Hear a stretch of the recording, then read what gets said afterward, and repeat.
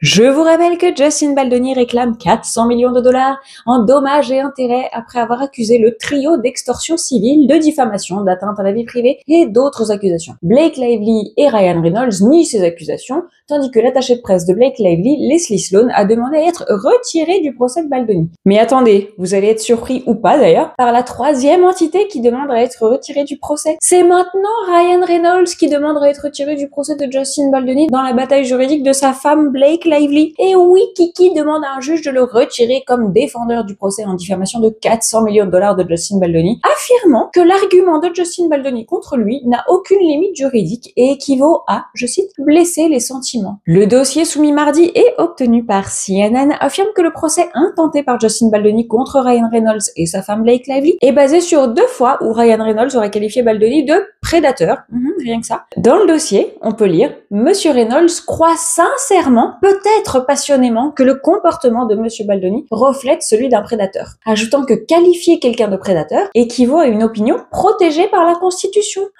L'art de jouer avec les mots, bah oui, liberté d'expression, tout ça. Les avocats de Reynolds affirment également que l'indignation à fleur de peau de Justin Baldoni à l'égard d'un personnage du film, faisant référence au personnage de Nicepool dans le film Deadpool and Wolverine de Ryan Reynolds, oui, on sait qui s'est attribué les mérites du film, ne prétend même pas être lié à des réclamations légales et est simplement une allégation de Justin Baldoni, selon lequel il a eu ses sentiments blessés. Je résume. Tu confirmes donc que tu t'es ouvertement et devant presque 90 millions d'entrées de spectateurs foutu de sa tronche. J'ai vérifié le nombre d'entrées moi-même, j'ai compté sur Wikipédia, on est d'accord. J'ai fait les comptes, donc précisément il y a eu 88 403 083 entrées. Si ça c'est pas de l'investigation et du dévouement, je sais pas ce que c'est. Bref, mais juste après une énième humiliation publique, il ne devrait pas avoir ses sentiments blessés, il est juste à fleur de peau. Mais Justin, juste après une énième humiliation publique, ne devrait pas avoir de sentiments blessés, il est juste à fleur de peau. Mais je vais me les faire ces deux Barbie et Ken des ténèbres. Je me calme.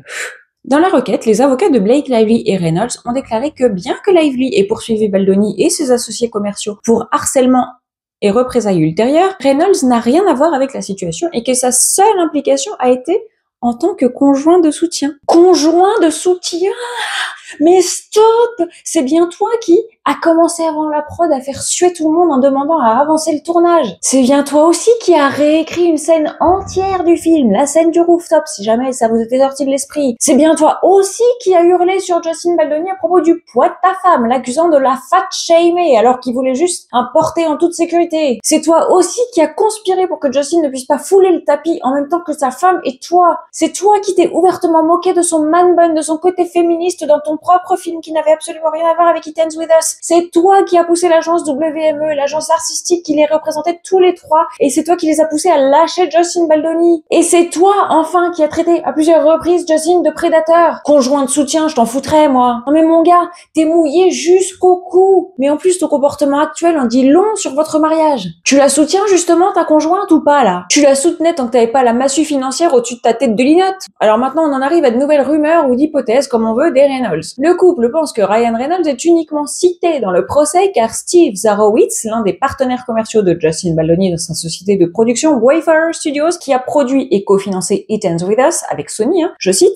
a promis de dépenser jusqu'à 100 millions de dollars pour ruiner Madame Lively et Monsieur Reynolds. Alors qu'on soit bien d'accord, il a promis de les ruiner parce qu'il sait qu'ils mentent. Et il sait qu'ils savent qu'ils mentent. Et juste pour info, si on fait un parallèle rapide, même s'il est un peu bancal, si Emily Baldoni, la femme de Justin, avait été sur le plateau et avait donné son opinion, avait hurlé sur qui que ce soit, tu serais peut-être le premier à la nommer également dans ton procès, Ryan. Mais vu qu'elle a su rester à sa place, elle, et que toi, non, tu es nommé dans le procès, c'est normal, t'es pas juste un conjoint de soutien, mais...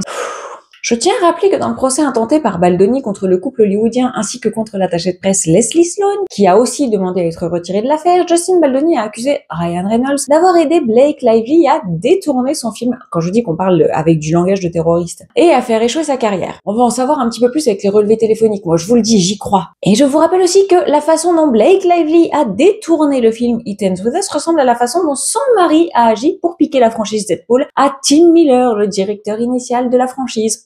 On peut en parler aussi. Les avocats du camp Lively Reynolds, en tout cas ceux qui ne sont pas occupés à harceler des jeunes femmes sur leur compte Instagram, ont à nouveau réagi. Ah bah non, Ezra Hutton est là aussi, donc elle est sur tous les fronts. Ces avocats ont donc en effet déclaré à CNN dans un communiqué de presse que le dossier de diffamation de Baldoni n'était pas solide puisque Reynolds pense que Baldoni est un prédateur. Oui, il le pense vraiment. Monsieur Reynolds en a le droit d'ailleurs. En vertu du premier amendement, il a le droit d'exprimer son opinion sur Monsieur Baldoni, ce qui devrait réconforter un groupe de personnes qui ont à plusieurs reprises qualifié Madame Lively et Monsieur Reynolds de tyrans. Ça veut dire que eux aussi, ils ont le premier amendement, ils ont la liberté d'opinion. Et d'ailleurs, ils les ont traités d'autres noms tout au cours de l'année écoulée et celle en cours. Est-ce que je t'explique qu'il y a une différence entre traiter quelqu'un de prédateur sans fondement, donc la liberté d'expression, ok, mais il me semblait que cette liberté, elle s'arrêtait là où commence celle des autres, et traiter quelqu'un de prédateur sexuel avec 0 preuve versus le fait de traiter quelqu'un de tyran avec 3557 preuves à l'appui, c'est une différence notoire, notable, tout ce que tu veux. Un porte-parole de Ryan Reynolds a ajouté que le cas de Baldoni était, je cite,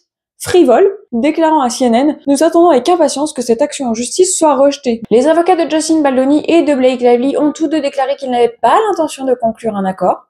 Le procès est actuellement prévu pour mars 2026 et si la requête en irrecevabilité des Reynolds n'est pas acceptée par le juge, l'une des plus grandes stars d'Hollywood pourrait être mêlée à ce drame judiciaire et appelée à témoigner dans une affaire très médiatisée. Taylor.